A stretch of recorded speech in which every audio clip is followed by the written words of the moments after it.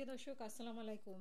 Safe exit নিয়ে কথাবার্তা হচ্ছে খুব একেকজন একেক কথা বলছেন। যেরকম নাহিদ শুরু করেছিলেন যে সেফ এক্সিট আখের গুছিয়ে এখন তারা সেফ এক্সিট চাচ্ছে। তারপরে হচ্ছে যে সেটা আবার সার্জিস আলম বলেছেন। আবার গণ অধিকার পরিষদের রাশেদ খান বলছেন যে ৫ জন সেফ এক্সিট চাচ্ছে।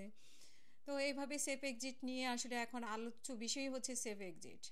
আসলে আমরা গণ অভ্যুত্থানের কথা যদি চিন্তা করি ৫ই আগস্টের পরে তখন যে কথাই বলেছে তখন বলেছে যে এটা করার জন্য কি গণ অভ্যুত্থান হয়েছে, ওইটা করার জন্য কি বিপ্লব হয়েছে, নির্বাচন চাওয়ার জন্য কি বিপ্লব হয়েছে, অমুককে ক্ষমতা আনার জন্য কি বিপ্লব হয়েছে, সংস্কার এবং বিচারের জন্য বিপ্লব হয়েছে। তো এখন আমরা সংস্কার কি পেলাম, বিচারে যাই হোক গুমের একটা ভালো খবর আছে, যেটা একটা বাহিনী বিভিন্নভাবে বিতর্কিত হয়েছিল গত শাসন আমলে, মানে বিগত সরকারের আমলে। সেই বাহিনীর অ্যাটলিস্ট বিচার শুরু হয়েছে, কিন্তু মানে সংস্কার কি হলো আমরা, হ্যাঁ, সংস্কার হয়েছে অবশ্য, মানে উপদেষ্টাদের হয়েছে, যারা সেফ এক্সিট খুঁজছেন তাদের এখন ১ বছরের মধ্যে যত খাওয়া দাওয়া সব শেষ, নিজেদের খাওয়া দাওয়া শেষ, আত্মীয় স্বজনের খাওয়া দাওয়া শেষ।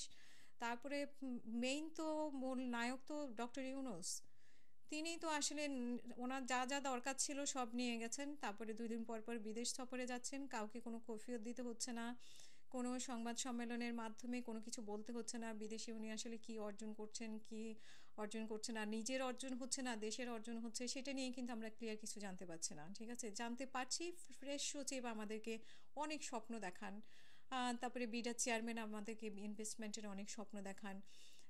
তো আসলে আমাদের কি কি হয়েছে কি কি হয়নি সেই ব্যাপারে আমাদের যথেষ্ট সন্দেহ আছে, কিন্তু এটাতে সন্দেহ নাই ডক্টর ইউনূস নিজের আখের গুছিয়েছেন, উপদেষ্টারা নিজেদের আখের গুছিয়েছেন, পরিবার মানে শুধু নিজেরাই যে আখের গুছিয়েছেন তা না, পরিবারও আখের গুছিয়েছে, তাদের বন্ধু বান্ধব আশেপাশে যা আছে তারাও আখের গুছিয়েছে। এক একজন সমন্বয়ক বলি, তারপরে এনসিপির নেতারা বলি, তারপরে উপদেষ্টারা বলি, তারা কোটি কোটি টাকার মালিক হয়েছে, পাচার করেছে এখন। আর ওই যে আগের টাকা ফেরত নিয়ে আসার ব্যাপারে কিন্তু এখন আর আলোচনা নাই, আর আলোচনা করেও লাভ নাই, কারণ আপনারা এখন তো পাচার করছেন অনেক।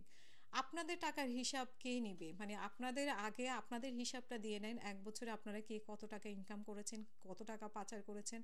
ভাই আপনাদের হিসাবটা তো জনগণকে দিয়ে যান, জনগণ তো অনেক আশা করে রক্ত দিয়ে, মানে রক্তের উপরে আপনারা বসেছেন, সেই রক্তের দাম আপনারা আসলে কেউই দিতে পারেনি, ডক্টর ইউনূস থেকে শুরু করে কেউই দিতে পারে না। যারা সমন্বয়ক বলেছেন তারা এতভাবে বিতর্কিত হয়েছেন, তারা কোনোভাবেই আসলে সেই রক্তের কথা ভুলে গেছেন। ডক্টর ইউনূস যে বা উপদেষ্টারা যে রক্তের উপর এতগুলো মানুষের চোখের হাতের মানে অনেকের অঙ্গ প্রত্যঙ্গ নাই, তার মধ্যে অনেকেই আছে যে অসুস্থ অবস্থায় এখনও পড়ে আছে।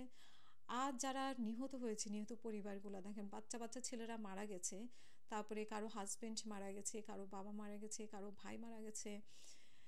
তাদের যন্ত্রণার কথা চিন্তা করেন, তাদের যন্ত্রণা, তাদের বদদোয়ায় তো আপনারা শেষ হয়ে যাবেন। তাদের সাথে আপনারা কোনো উপদেষ্টা কোনোদিন দেখা করার সুযোগ পান নাই। এবং আমার জানা মতে যে আমার টকশোতে এসে বলেছিল প্রধান উপদেষ্টার সাথে দেখা করার জন্য ওরা অনেক রিকোয়েস্ট করেছিল, একটা ইফতারের দাওয়াত দিয়েছিল নিজেরা আয়োজন করে, মানে নিহত পরিবাররা নিজেরা আয়োজন করে ওনাকে দাওয়াত দিয়েছে, উনি সেখানে আসার সময় পাননি। আসিফ নজরুলও আসার কথা ছিল, আসেননি। তার মধ্যে মানে উনি অনলাইনে যে জয়েন করবেন সেটাও করেন নাই ডক্টর ইউনূস, সময় হয় নাই। কিন্তু ওনার বিদেশি দাওয়াত আসলেই উনি চলে যান, সেই দাওয়াতে অংশগ্রহণ করার ওনার সময় আছে, কিন্তু ওই যে নিহত পরিবারের সাথে কথা বলার সময় ওনার নাই। আসলে ওদের সাথে কথা বলে কী লাভ, ওরা গরিব মানুষ, ওরা তো ওনাকে কোনো সার্টিফিকেট দিতে পারবে না, ওরা তো ইংলিশে কথা বলে ইংলিশে সাক্ষাৎকার নিতে পারবে না, তো ওদেরকে মানে ওদের সাথে দেখা করে তো ওনার কোনো লাভ নেই আসলে, তাই না ডক্টর ইউনূস সাহেব? আপনার কোনো লাভ নেই এই যে যাদের বাচ্চাগুলো মারা গেছে তাদের সাথে দেখা করার, মানে কি বলবো, কোনো লাভ নেই আপনার। আপনি এই জন্য কোনো দিন দেখাও করেন নেই। তারা চেষ্টা করছে, আপনার বাসার দরজায় গেছে ২ দিন মানে মাইর খায়া পড়ে, মানে যারা চলে আসছে পুলিশের লাঠিপিটা খাইছে তারা। ঠিক আছে, আমরা আপনার ভাতিজা, আপনার গণগোষ্ঠী, তারপরে আপনার চিটাগঙ্গের যারা আছে তারা সবাই কিন্তু এখন রাজা হয়ে গেছে। ওই যে আপনি বলেছিলেন যে আলাদ্দিনের চারাক কিন্তু আপনারা পেয়ে গেছেন, পেয়ে আপনারা ঘষা দিয়ে দিয়ে সব কিছু আদায় করে ফেলছেন। শুধু আপনি আদায় করেন নাই, আপনার যারা আরও উপদেষ্টারা আছে, আপনার চিটাগঙ্গে গোষ্ঠী আছে, সবাই আদায় করছে। মরছে তো এই যে কিছু মানুষের ছেলে মেয়েরা মরছে, ওরা মরছে, তো ওদের মরা দিয়ে তো আপনাদের কিছু যায় আসে না, তাই না? আপনারা তাদের খোঁজ খবর নেওয়ার বা তারা কি পেলো না পেলো তার নিয়ে তো কোনো ইয়ে নাই।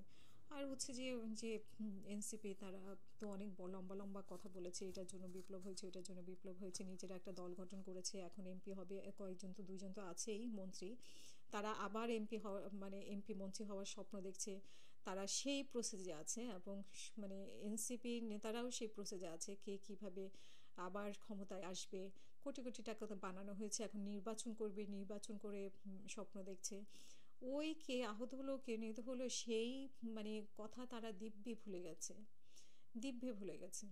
তো আসলে দিন শেষে সবাইকে হিসাব দিতে হবে, ঠিক আছে?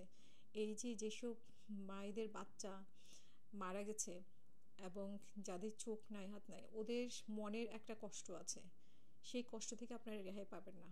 বাংলাদেশের মানুষ কড়াগন্ডায় আওয়ামী লীগকে যেরকম মানে হিসাব নিয়েছে, আপনাদেরও কড়াগন্ডায় হিসাব নেবে। আওয়ামী লীগ তো পারছে যে পালায়ে যেতে, আপনারা তো পালায়ে যেতে পারবেন না, তাদের তো বিভিন্নভাবে সহযোগিতা করেছে। আপনারা যে সেফ এক্সিটের কথা খুঁজছেন, আপনারা সেই সেফ এক্সিট পাবেন কিনা আপনারা দেখেন, এখন সন্দেহ আছে আপনারা সেফ এক্সিট পান কিনা।